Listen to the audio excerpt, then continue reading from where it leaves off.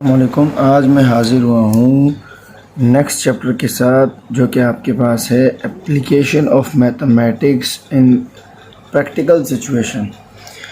अब जब इस क्वेश्चंस को करेंगे तो डेफिनेटली आपको पहले इसका जो पहला है 5A, इसके अंदर आपने लॉस एंड प्रॉफिट की बात करनी है। लॉस एंड प्रॉफिट की बात मतलब आपने फ़ायदा या नुकसान उसमें बयान करना। लॉस का भी फार्मूला होता है और प्रॉफिट का भी अपना फार्मूला होता है। तो मैं फार्मूला ज़रा यहाँ साइड पे लिख देता हूँ, बाकी इसको हम लोग देखते हैं। प्रॉफिट डेफिनेटली फ़ायदे को कहते हैं और लॉस नुकसान को कहेंगे। तो इसका फार्मूला क्या बनेगा या डेफिनेशन क्या बनेगी? तो अगर प्रॉफिट फाइंड करोगे तो जो आपके पास सेलिंग प्राइस और कॉस्ट प्राइस के अंदर जो फ़र्क होगा, ठीक है, selling price minus cost price, तो आपके पास जो आंसर आएगा वो प्रॉफिट का आएगा। जैसे कि प्रॉफिट को फाइंड कर रहे हैं आप, तो ये होगा SP यानी कि को सेलिंग प्राइस माइनस CP, ठीक है।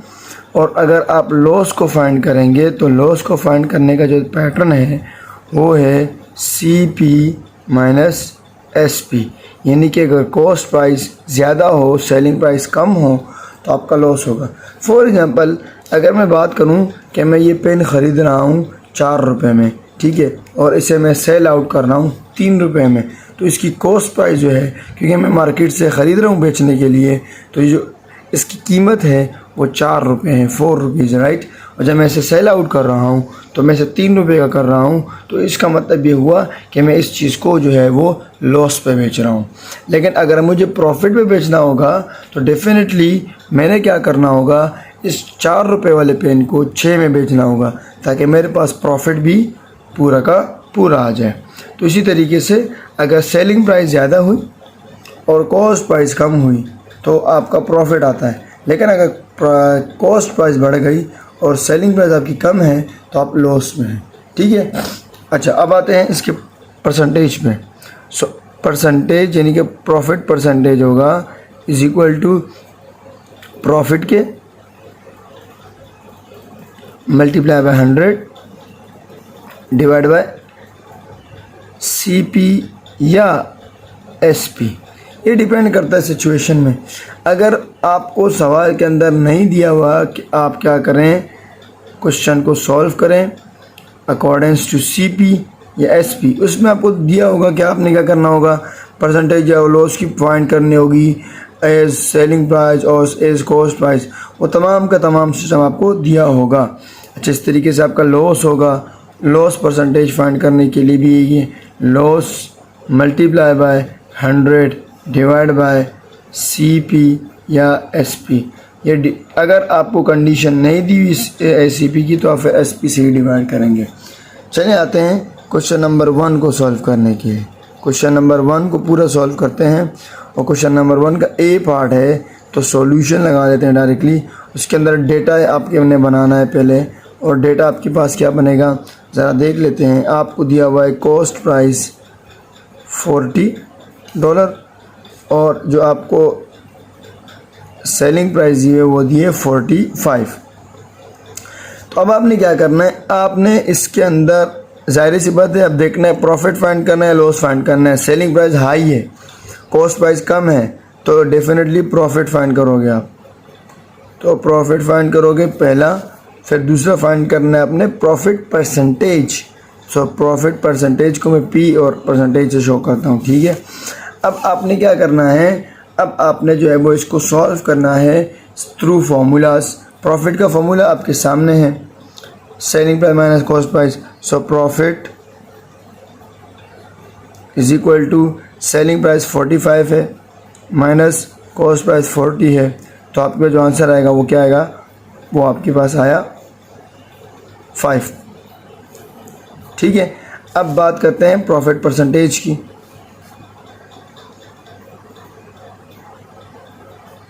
Profit multiply by 100 divide by cost price, ठीक है।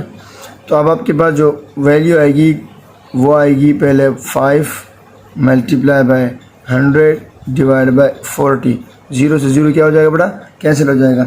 अच्छा अब ये होगा कि आपका सवाल होगा कि यहाँ पे CP क्यों लगा। मैंने क्या कहा, अगर कंडीशन ना दी हो तो आप क्या लगाओगे, CP। और क्वेश्चन को अगर आप देखें क्वेश्चन नंबर 1 को, तो यहाँ पर कोई कंडीशन नहीं है, आपको कॉस्ट प्राइस दी हुई है 40, फिर 45 और फिर लॉस या प्रॉफिट फाइंड करो, या लॉस परसेंटेज या प्रॉफिट परसेंटेज आप फाइंड करो।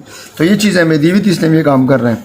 सो आप क्या करेंगे, आप ऊपर वाले को मल्टीप्लाई करने के 10 से 4 5 20 सॉरी 5 10 50 डिवाइड बाय 4, और ये आ जाएगा 2 2 2 25 ठीक है। सो 25 और 2, तो 25 का हाफ क्या होता है, 25 का हाफ होता है आपके पास 12.5%।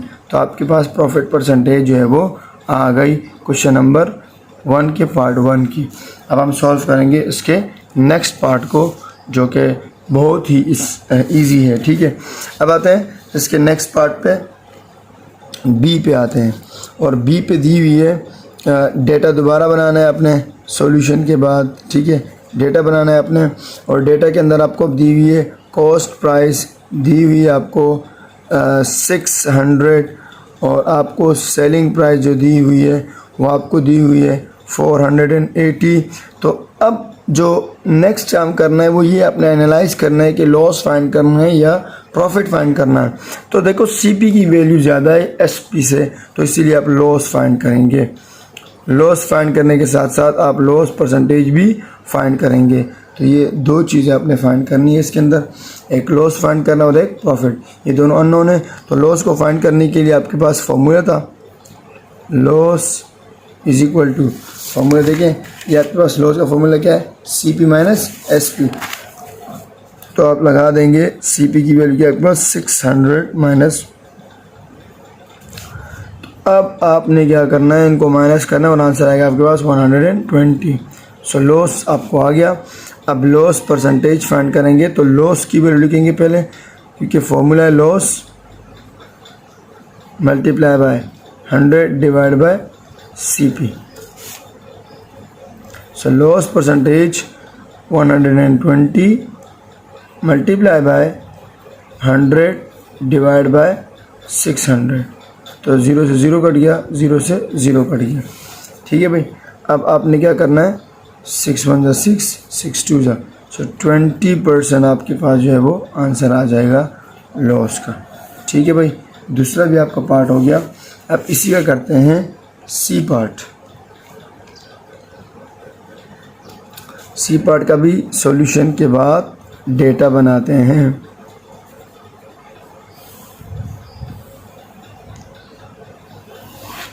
चले भाई, C पार्ट हम कर रहे हैं, और C पार्ट के लिए आपको सबसे पहले दी हुई है कॉस्ट प्राइस। कॉस्ट प्राइस है आपके पास 8800 और एक और भी 0, ठीक है।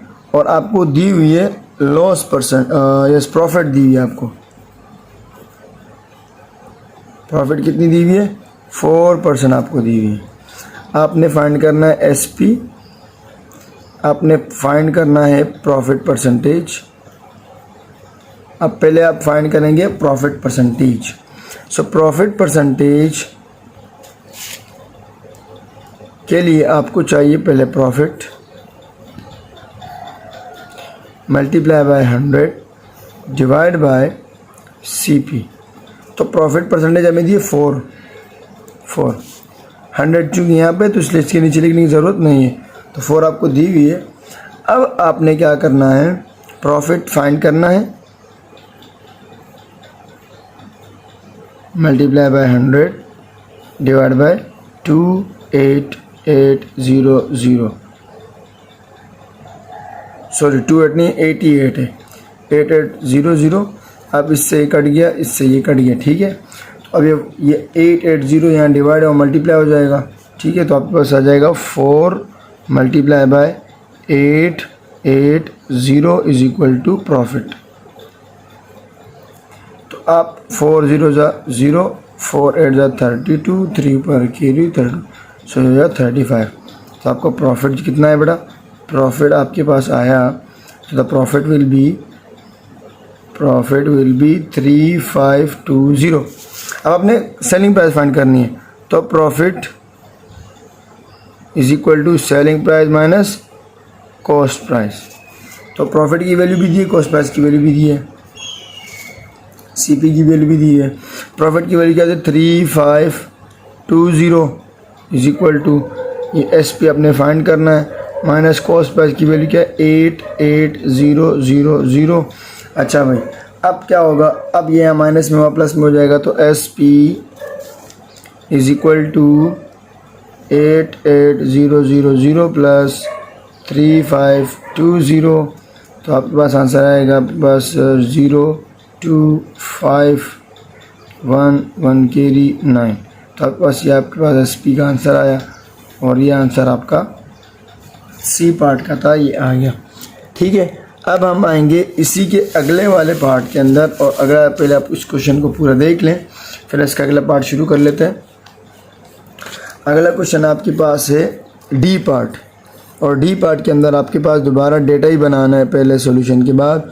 तो आपके पास डेटा दोबारा सीपी दी हुई है, और सीपी आपको दी है 5680, और लॉस आपको परसेंटेज में दी हुई है 22.5%, और आपने लॉस फाइंड करना है और आपने एसपी फाइंड करना है। तो आप दोबारा डायरेक्टली लॉस परसेंटेज का फॉर्मूला लगाओ। लॉस परसेंटेज आपको दिए 22.5 इज इक्वल टू लॉस और डिवाइड बाय सीपी इनके 5680 मल्टीप्लाई बाय 100। तो ये इससे कट गया, ये यहाँ डिवाइड है वो मल्टीप्लाई हो जाएगा, और 10 यहाँ मल्टीप्लाई वहाँ डिवाइड हो जाएगा। तो ये हो जाएगा लॉस इज इक्वल टू 22.5, और ये यहाँ डिवाइड था 568, डिवाइड था वहाँ मल्टीप्लाई होगा इसके साथ 568, और डिवाइड 10 यहाँ लॉस के साथ मल्टीप्लाई, तो नीचे हो जाएगा आपके पास डिवाइड।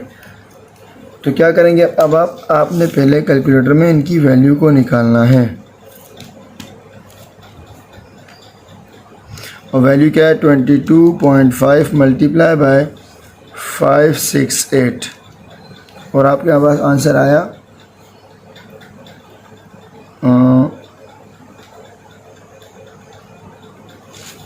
चलें देख लेते हैं, यहाँ पर रफ में कर लेते हैं।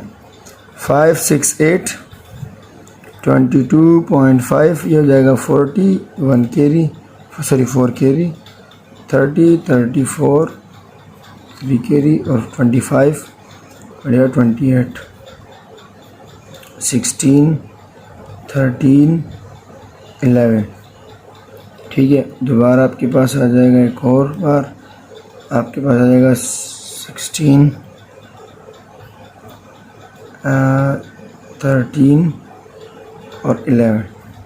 ठीक, ये 0 ये हो जाएगा 0, ये 1 केरी आप दे देंगे तो आपके पास हो जाएगा 9 12 18, 1 केरी ये हो जाएगा 5 6 7, और आपके पास हो जाएगा 2 और 1।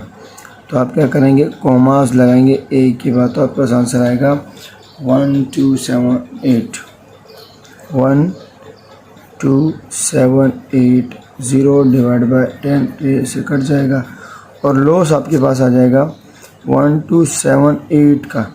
तो लॉस आपके पास आ गया 1278 1275 का।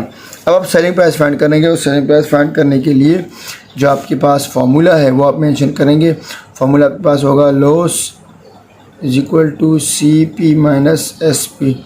लॉस आपको दिया हुआ है 1278, और आपने जो सेलिंग प्राइस वो थी 5680 माइनस एस पी, ये माइनस में प्लस में हो जाएगा, तो S P plus 1278 is equal to 5680।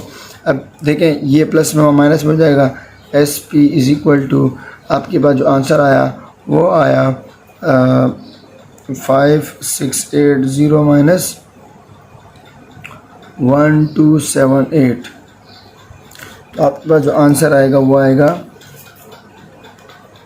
5680 minus 1278 1278। तो आपका आंसर आया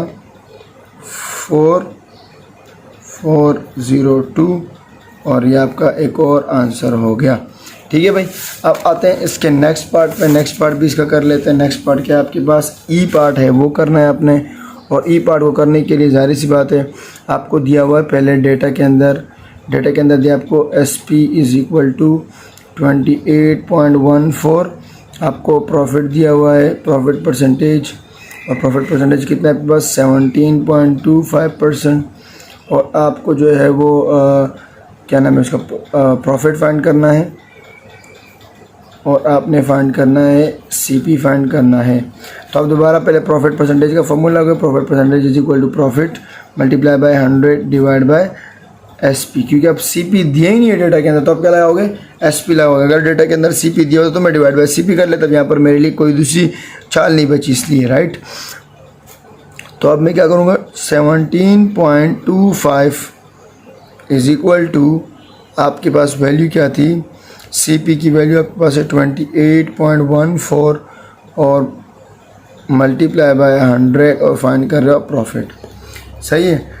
अब आप क्या करेंगे 17 तो ये डिवाइड और मल्टीप्लाई हो जाएगा 17.25 मल्टीप्लाई बाय 28.14 और ये डिवाइड हो जाएगा 100, तो आपके पास जो वैल्यू आएगी वो आएगी प्रॉफिट की। तो चेक कर लेते हैं कि 17.25 मल्टीप्लाई बाय 28.14 और डिवाइड बाय 100, तो आंसर आया आपके पास प्रॉफिट आया P इज इक्वल टू 4.85, ठीक है। अब आप फाइंड करेंगे CP, सो अगेन वही काम करेंगे आप, profit is equal to SP minus CP, और प्रॉफिट आपने फाइंड किया 4.85 इज इक्वल टू CP आपके पास था 28.14 माइनस CP माइनस वो प्लस में हो जाएगा और यहाँ प्लस में माइनस में हो जाएगा, यानी कि CP प्लस 4.85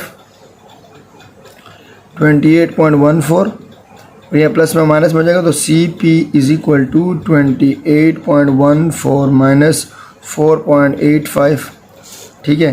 तो आपको हो जाएगा CP इज इक्वल टू, आप इसमें से वैल्यू माइनस करेंगे तो आपके पास वैल्यू आ जाएगी, वैल्यू आपके पास आएगी माइनस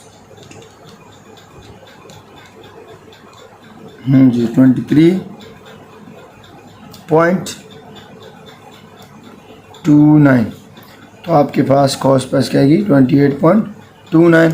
अब हम फाइंड करेंगे इसके अगले वाले पार्ट को जो कि इसका लास्ट पार्ट है ई वाला, ठीक है ना। ई को फाइंड करते हैं और ई की वैल्यू को जो है वो फाइंड आउट करके देते हैं। तो दोबारा आप डेटा बनाएंगे, पहले डेटा बनाने के बाद आपने क्या करना होगा, डेटा बनाने के बाद आपने लिखना है कि आपको CP दिया हुआ है, सेलिंग प्राइस आपको दी हुई है, सेलिंग प्राइस आपको दी हुई है कितनी बेटा 50685, और आपको लॉस इस बार दिया हुआ है, और लॉस आपको दिया हुआ है बेटा पूरा का पूरा 7%। आपने लॉस फाइंड करना है और आपने फाइंड करना है CP को फाइंड करना है। तो आप पहले लॉस परसेंटेज का फॉर्मूला लगाओगे जो कि बराबर होता है loss multiply by 100 divide bye SP। तो लॉस परसेंटेज 7 दी हुई है, सेलिंग प्राइस आपको दी हुई है 506.85 मल्टीप्लाई बाय 100 और लॉस, ठीक है। अब ये यहाँ डिवाइड और मल्टीप्लाई हो जाएगा, सो 7 मल्टीप्लाई होगा किसके साथ 506.85 के साथ, और 100 यहाँ क्या हो जाएगा डिवाइड हो जाएगा, और आपके पास लॉस की वैल्यू जो है वो आ जाएगी। तो आप क्या करेंगे, इसको 7 से मल्टीप्लाई कर दें, 506.85 मल्टीप्लाई बाय 7, आंसर है, और डिवाइड बाय डायरेक्टली 100 भी कर लेते हैं। सो लॉस आपका जो आया वो आया 35.48। अब आप फाइंड करेंगे CP को, so loss is equal to CP minus SP। Loss आपने फाइंड कर दिया 35.48 इज इक्वल टू CP आपने फाइंड करना है, SP आपको दिया हुआ है 506.85, यहाँ प्लस में या माइनस में प्लस में हो जाएगा, सो हो जाएगा 35.48 प्लस और आपके पास वैल्यू हो जाएगी 506.85। तो आप इनको प्लस करेंगे तो आपके पास आंसर आएगा 3 1 कैरी 12 13 और 1 कैरी 11 12 और 1 कैरी, तो आपके पास हो जाएगा 6 3 और लगा दे आप 2 के बाद पॉइंट।